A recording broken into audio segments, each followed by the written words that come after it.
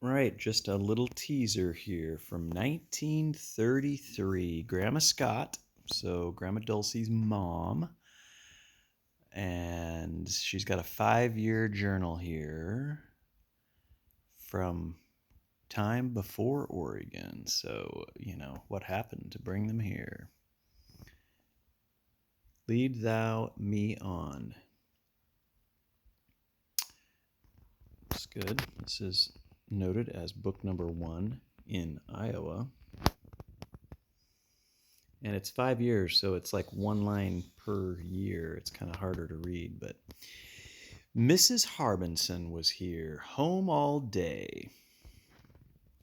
The next day, fair.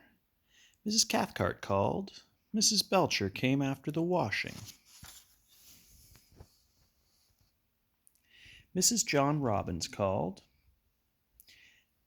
And on January 4th, Mrs. Belcher brought over the depression plants. Plants and depression? Plants, depression. Depression planter? I don't know. I'm going to have to look into what that was. Mrs. Willie called. Went downtown with Jim. Mrs. John Rhodes called. Boy, it was a busy day. The next day, Jim took Mr. Rhodes downtown. Mrs. Willie called. And by called, these days, that meant stopped by. The next day, windy, Mr. Robbins brought load of coal. Mr. Wilkins came and borrowed a broom.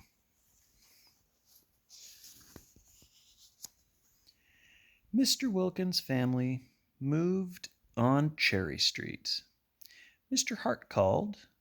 Mrs. Wiley and Mrs. Cleary called. It was a fair day. Sunday the 8th, Mr. and Mrs. Griffith and Mrs. whatever called. Lovely day. And that's just a taste of things to come.